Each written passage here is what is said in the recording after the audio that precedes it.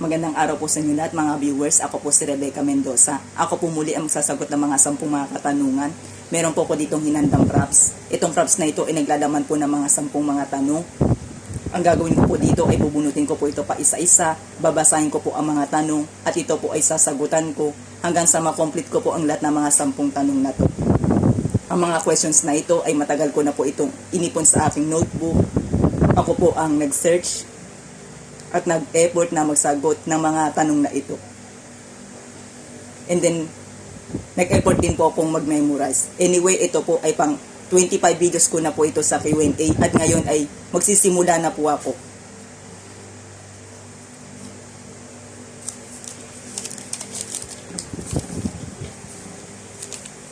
Kapag ba hindi na uso o luma na, kailangan ng kalimutan. Hindi lahat ng mga bagay na laos o luma ay kailangan na nating kalimutan. Katulad na lamang ng tradisyon na pagmamano, pagsasabi ng salitang po at opo,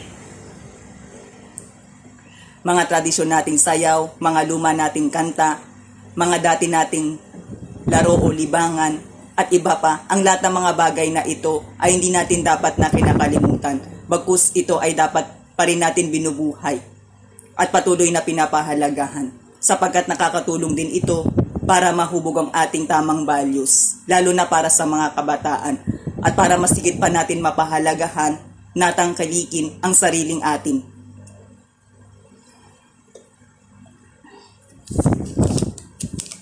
Saan higit na nasusukat ang halaga ng buhay? Ang halaga ng buhay ay nasusukat sa paggawa natin ng tama at mabuti. Dahil ito talagang ating pinakalayunin kung bakit tayo ay nabubuhay. Ang totoo, importante rin na nasain natin na tayo ay magtagumpay sa buhay. Pero kapag tayo ay nandaya, nagyabang, hindi lumingon sa pinanggalingan, hindi natin pinarioritize yung mga bagay na mahalaga sa buhay, ay wala rin itong kabuluhan. Tandaan natin na sa anumang sitwasyon ng ating buhay, mayaman man tayo o mahirap, bigo man tayo o tagumpay, ay importante na lagi natin pipiliin na gumawa ng tama para sa kapwa at para sa Diyos.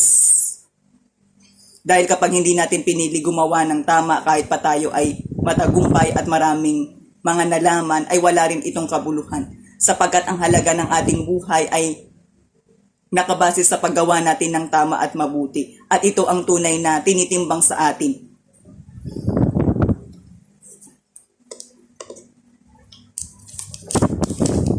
Bakit ba ang tamis ng pagsasama ay nagiging mapait? Ang tamis ng pagsasama ay nagiging mapait kapag palagi nang inuuna ang sariling kapakanan. Dahil kapag once na palagi natin inuuna ang sarili nating kapakanan, ay dito na nawawala ang pag-uunawaan, thoughtfulness, caring sa isa't isa. At ang resulta nito ay unti-unting lalamig at masisira ang maayos na pagsasamahan. Kaya sa isang relationship, napakahalaga na pareho ang nagtutulungan at nagbibigayan upang ang bawat isa ay hindi nagsasawaan.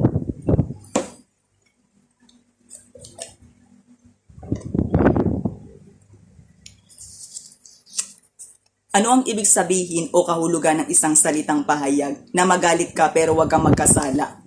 Ang ibig sabihin nito ay okay lang naman na tayo ay magalit kung tayo ay talagang nasa tamang rason. At kung magagalit man tayo, ay dapat naaayon pa rin ito sa antas ng degree ng kasalanan. At importante pa rin na piliin pa rin natin ang mag-control at magpatawad.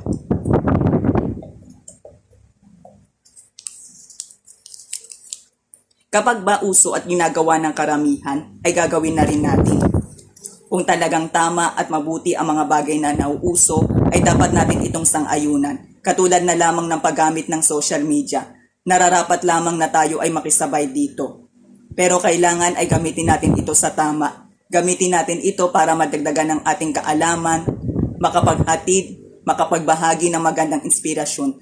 Sa makatuwid, kailangan din natin piliin ang mga bagay na dapat natin sasang-ayunan at gagayahin dahil hindi lahat ng mga bagay na nauuso ay makakabuti para sa atin. Kaya ang kailangan natin piliin dito ay kung ano ang makakabuti para sa atin.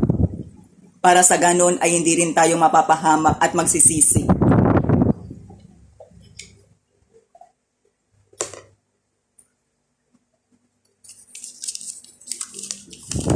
Bakit lumalaki ang isang maliit na problema?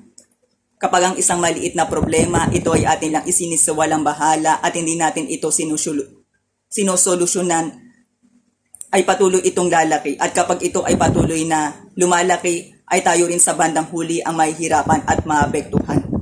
Kaya ang isang mahalagang aral dito, na kapag tayo man ay nakagawa ng kahit isang simpleng maliit na pagkakamali, ay importante na sinusolusyonan at itinatama natin ito kaagad sapagkat ito ang nararapat at higit sa lahat ay para mas lalong nababawasan ang mga nagagawa nating pagkakamali.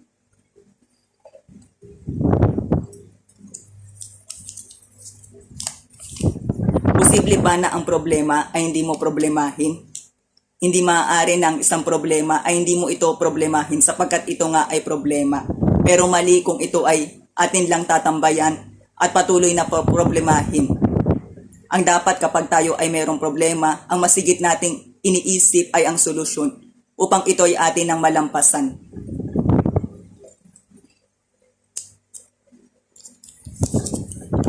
Kapag ba mayroon kang peace of mind, ibig bang sabihin ay tama ang iyong ginagawa?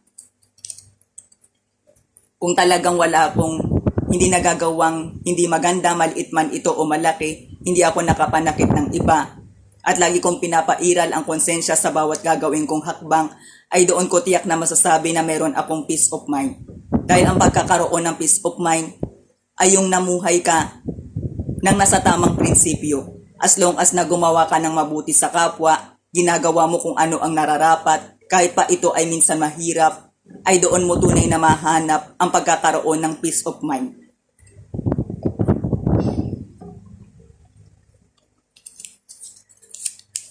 Sa iyong pananaw, saan o kailan tayo magiging pantay-pantay? Sa aking pananaw, tayo ay magiging pantay-pantay kapag ang dumating ang panahon na tayong lahat ay hahatulan ng Diyos sa lahat ng ating ginawa dito sa mundo. Dahil kapag ang Diyos ang naghatol ay totoo. Hindi niya tinitignan kung ano ang katayuan natin sa buhay, kung ano ang ating narating, natapos na pinag-aralan, o kung ano man ang bagay na meron tayo. Bagkus ang kanyang tinitignan ay kung ano ang ating nasa puso at kung ano ang ating ginawa dito sa mundo habang tayo ay nabubuhay. At yun ang kanyang tinitimbang.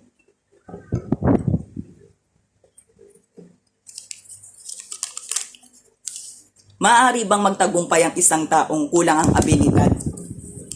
Kung ang isang tao ay kulang ng abilidad, ay pwede pa rin siya magtagumpay. As long as na siya ay matyaga at determinadong matuto. Dahil marami na tayong mga nabalitaan na marami ng tao ang nagtagumpay kahit pa sila ay mahina, may kapansanan, may kakulangan sapagkat namuhunan sila ng sipag, tiyaga at determinasyon. Kaya sa buhay ay hindi hadlang ang ating kahinaan, kapansanan, kahirapan para tayo ay wala nang marating sa buhay. Ang dapat lang na sa ganitong sitwasyon ay kailangan natin magtiwala sa ating sarili, magsumikap, magtiwala sa Diyos, at piliin din natin ang magpakumbaba upang tayo ay patuloy na magtatagumpay.